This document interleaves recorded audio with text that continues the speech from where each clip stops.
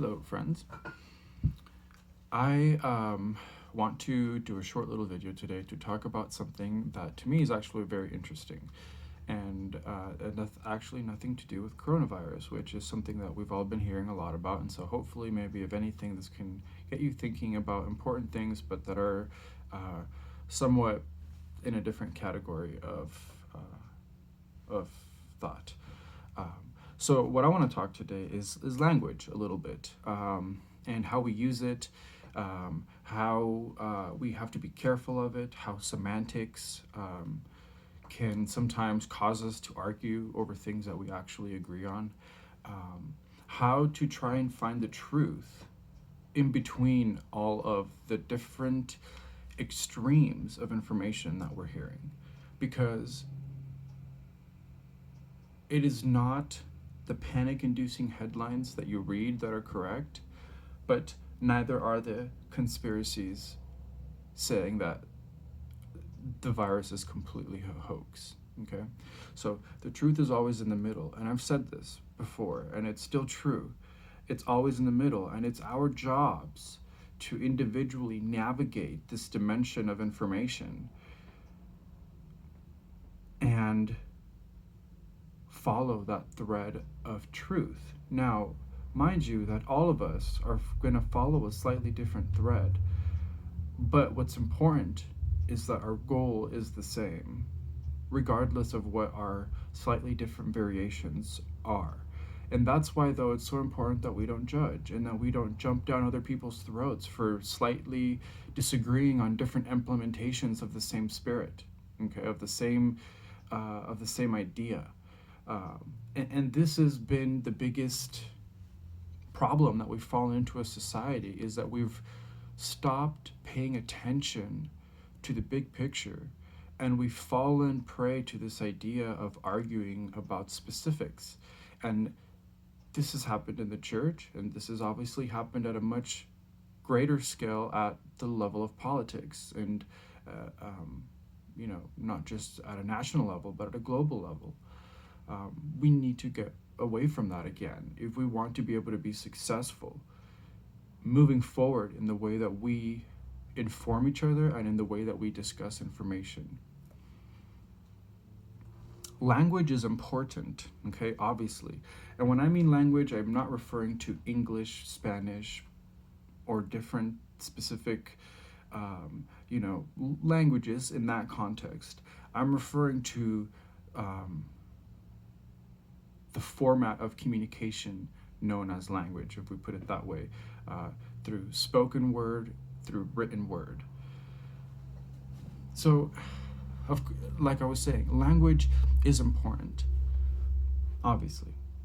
But we have to remember that it's a tool. In fact, it's more than that, it's a technology. And language is a technology that can be used for many things, much like a hammer, much like a computer. All right? So we have to keep in mind that with anything that is a tool, with anything that is a technology, there comes the ability for it to be manipulated, for it to be distorted, hacked, abused by whoever has the most access and control on said technology. So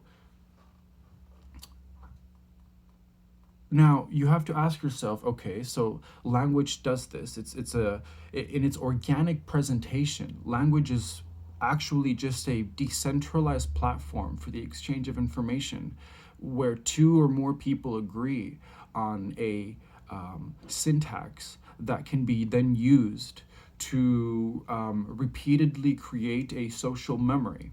Okay, that's actually what language is.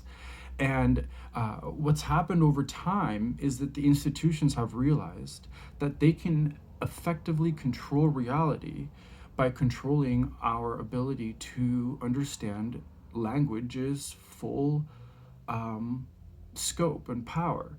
And this is why reading is so important. And this is why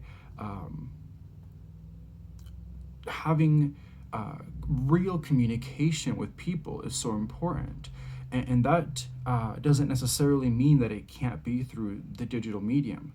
It just means that um, it has to have a specific purpose attached to it to be able to be its most to be in its most useful form.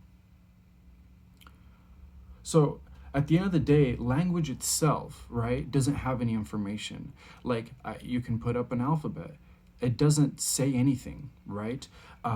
It is simply the messenger itself, okay, at an even higher level than you would say the person that is reading said language, right? Because we don't even need a person to read the language anymore. A computer can read, a computer can talk, a computer can do these things. So what language is used for is to transfer ideas, and I've said this before. It's a way to transfer memes, okay? And I'm not referring to the social media memes that maybe you've become used to seeing in the way that we've used this word most in modern times, but a meme is actually, well, let's see here. I'm going to look it up, Merriam-Webster. I have it here. So, is an idea, a behavior, a style, or usage that spreads from person to person within a culture. That's what a meme is. They're discrete units of knowledge. They are to culture what genes are to life. Okay? So, cultural evolution is driven by the most successful memes. Okay, much like in nature, genetic evolution is in many ways determined by natural selection and who finds access to resources. What we should be focusing on is not so much the language that we use specifically, and I mean the language that we use as a nation, the language that we might use in different denominations, in different religious contexts. What we should be focusing on is, what is the meme? What is the thought? What is the original concept behind the language that is being used to represent it? Okay? Because the language used to represent an idea is limited by the experience of the user representing the idea and by the knowledge that actor has. So it's unfair for us to take the truth as it was written thousands of years ago and to try to literally, in many ways, apply it to life today. Because as we know, God is the God of the living, okay? And so this requires that our spiritual experience be experiential, and not based on tradition, because this is the only way that we can successfully update what it means to be in present truth. It's because the message, the original message of what is written, and I talk mostly about the Bible because it's what I'm most familiar with. It's what I was raised studying, and so I'm familiar with this. However, there are many other people that have the same message that might be making a similar video, but that are doing it out of concepts in the Quran or out of concepts from Eastern religions, okay? We have to realize here that present truth is not simply and exclusively found in the Bible, one, and two, we know for a fact that, and I say this mostly to people that have, like I did for a long time, participated in groups that have a exclusive feeling about them where they think they're the only ones that have access to the real truth. You know that you even have been told that at the end of times, that most of the people that would come into what the actual gospel was about wouldn't even be from the church. So we've known this, okay? We've also known that in due time, it would be time to leave organized religion because it would no longer represent what true spirituality was meant to be all about. And I believe this time has come. I mean, I believe this time came a while back, but now more than ever, I see the evidence of why this time has come. So I said this before, language in its uncensored, organic presentation, like in music, is a way to exchange information that is unique to the people involved. And the more people that become involved with this exchange of information using this agreed syntax, whether it's music or dance or written word, the stronger that the impact of said word becomes. Now, this doesn't mean that there are no absolute rules and truths to the universe, because there are.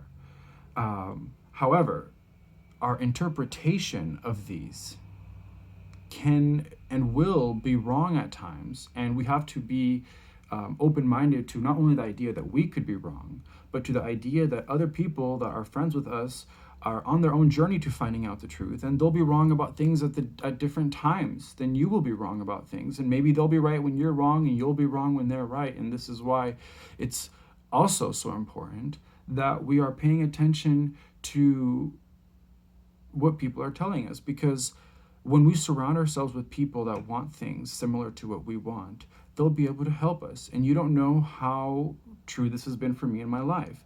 And anybody that's experienced this in a social level understands that if you surround yourself with people that think like you, whether that's at a professional level, at a spiritual level, or at any social level, these people will help keep you in check in those domains, because you all ebb and flow at different times.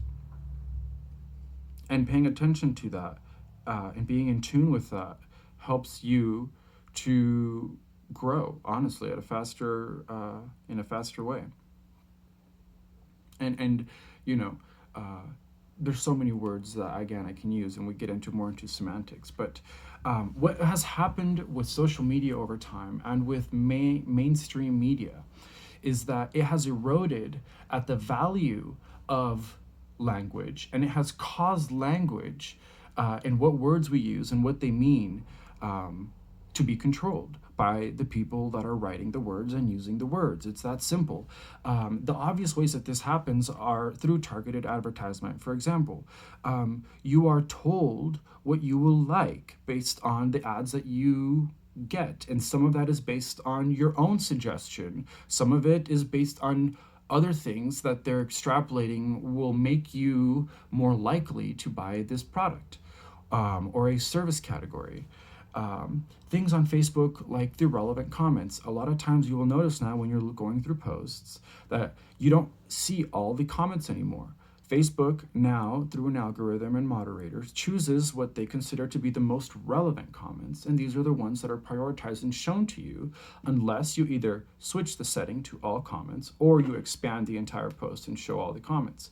These are ways that through convenience and feature additions, and in some cases removals, they've passively been able to control information. Okay, and we've known about this. They've told us about this.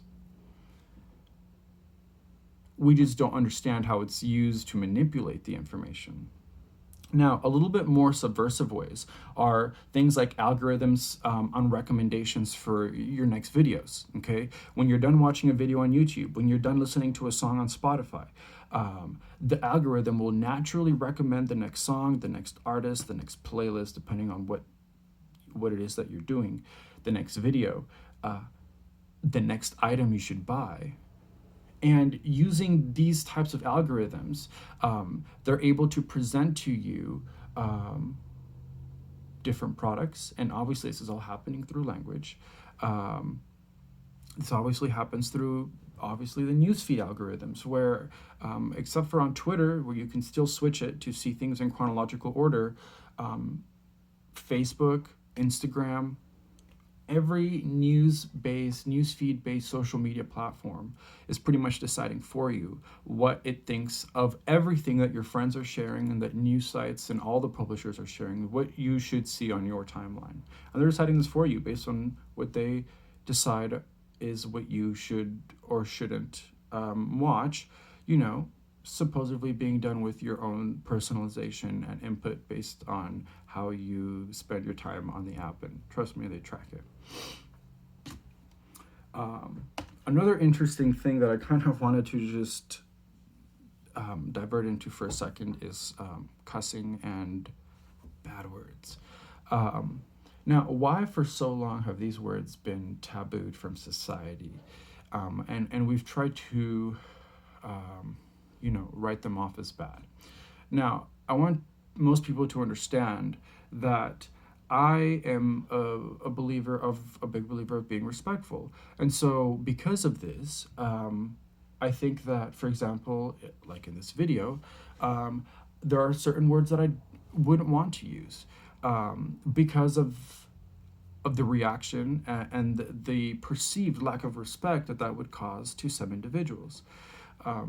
However, that's why I'm not doing it, not because I think that inherently the use of the word is wrong. What is so powerful about cussing and about these words is that they are contextually dependent on meaning. I can say, okay, I am going to say a bad word, shit. I can say shit in 1,000 different scenarios, and it can mean 1,000 different things, okay?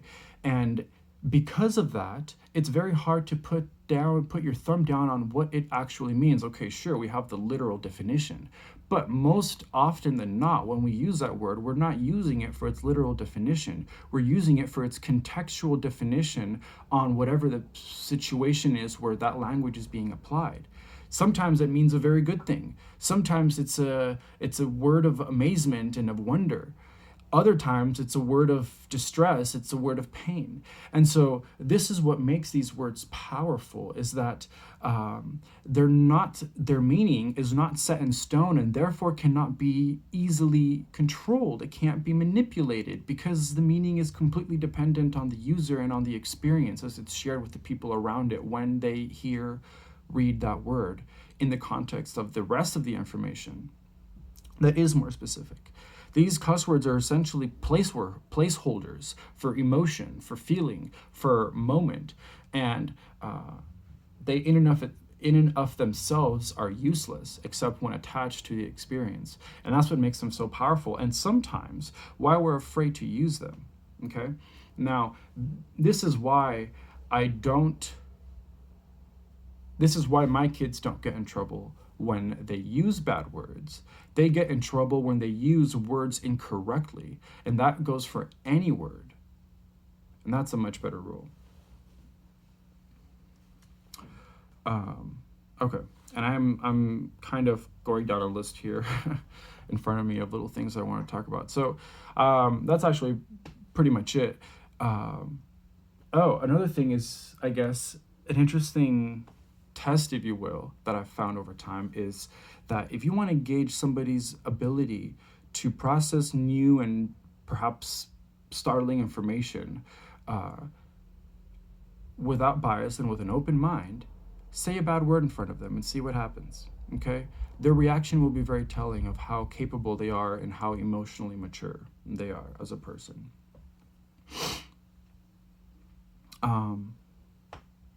But I mean, this is more than anything just a rule on sensitivity in general. So I want to leave you guys with this, and I thank you for sticking around so far on this video. I'm not sure how far along we are, but for a long time, I've struggled, obviously, to understand what the nature of God might be. And I think there are some answers that we just simply don't have access to yet, and lead us to simply asking more and perhaps better questions. However, there is something that recently, I feel like, for me, has been answered. And I hope that in me sharing this experience with you, perhaps it will maybe clarify something for you. Now, we know that God is love, okay? We know this through many different ways. And I'm going to borrow on this language, okay? This religious language that comes mostly from the Bible, but that in meme, in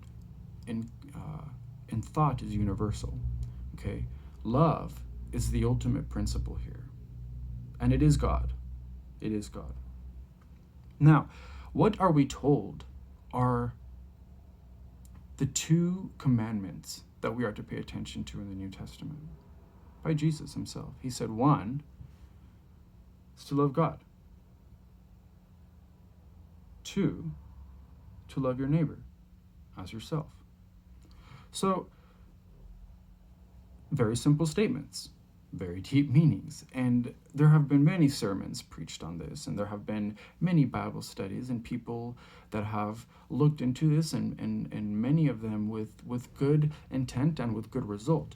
But I have never heard it put this way before. So, love God. God is love. So, you need to love. And then love your neighbor as yourself. So, how much, and this is my challenge to you, is how much do you love yourself? Because that will limit your ability to love God, and by extension also love your neighbor. So love can be then broken down into two maybe easy to understand definitions here. And the first one is the golden rule, which again is not exclusive to Christianity, and yet encapsulates everything about what Jesus' message was in the Bible. Do unto others as you would want them to do unto you. Treat them like you want to be treated. Talk to them the way you'd want them to talk to you. Help them the way you'd want to be helped. And two is through complete unselfishness. In other words, heaven exists when nobody thinks of themselves and everyone thinks of everyone else, because then there is no need. Because immediately at that moment, if it was possible to do it all at the same time, collectively, if you will, as a switch, needs would be taken care of, because no one person would ever think of themselves and everyone would only think of others. This is heaven, okay? And more than anything, it's a state of mind, and that can happen anywhere, at any moment. This is the same as saying that we are all one. And the theories of oneness that you hear that maybe to some sound like, oh, that's New Age talk. Loving others as loving yourself requires actually this type of thought, that at the end of the day, we are all one because we must all love each other as one. Okay? And that's it. Love, and love others as you love yourself. And my challenge to everyone every day is to wake up and to think of ways that you can increase love towards others through finding ways of falling in love with love and with yourself. And I know that sounds perhaps redundant, but it's not.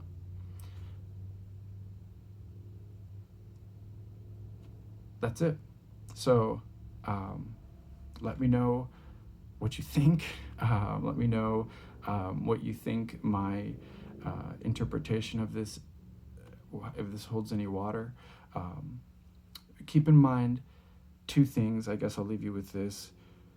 Truth is everywhere. Okay? Truth is everywhere.